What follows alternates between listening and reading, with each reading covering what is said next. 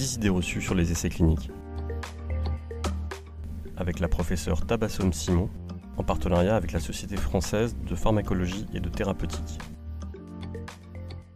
Idée reçue numéro 1, les essais cliniques ne se font qu'à l'hôpital, trop loin de chez moi.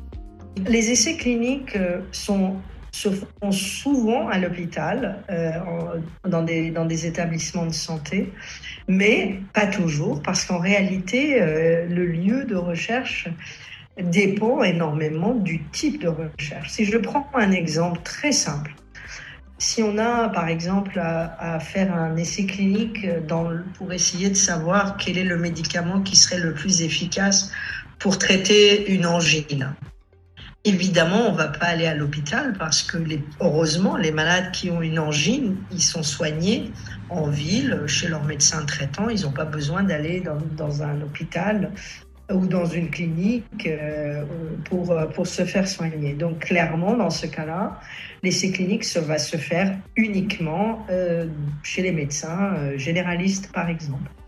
Si on doit faire des essais sur une recherche en kinésithérapie, ça peut se faire en ville, ça peut se faire aussi à l'hôpital, ou les deux.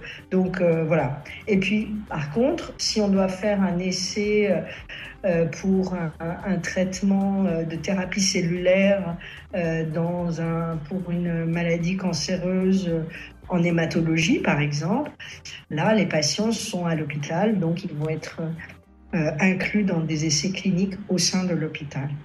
Ce qui est important aussi de savoir, c'est que tous les gens qui s'intéressent aux essais cliniques dans le monde comprennent bien que le fait de faire des essais, de faire venir des patients s'il y a besoin de consultation, de suivi, etc., lorsqu'ils ont été inclus dans des essais à l'hôpital, eh bien, ça a des contraintes. Et donc, tout est fait pour essayer de limiter ces contraintes.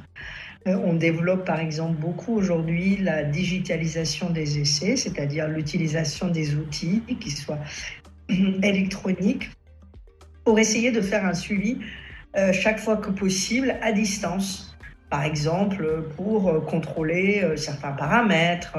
On a aujourd'hui des téléphones, des logiciels qui enregistrent la pression artérielle ou la fréquence cardiaque, ou on peut avoir des recueils d'informations via des questionnaires en utilisant Internet, etc.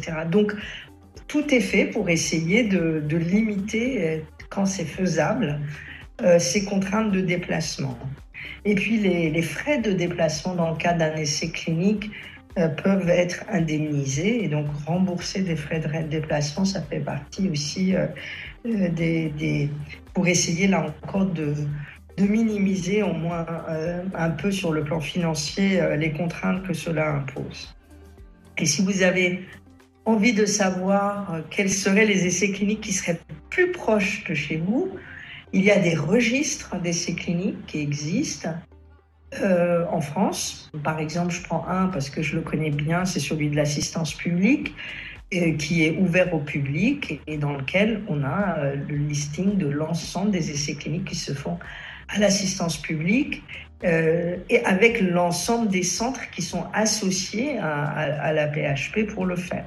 De la même façon, en Île-de-France, le GIRC Île-de-France, c'est le groupe qui s'intéresse à la recherche sur l'ensemble des établissements de santé et des maisons de santé sur la région parisienne, a également un site de registre pour les essais cliniques. Et puis, au niveau de l'Europe, au niveau des sites de l'ANSM, au niveau du site de l'EMA, il y a aussi des registres des essais cliniques. Il y en a aussi en anglais sur un site américain.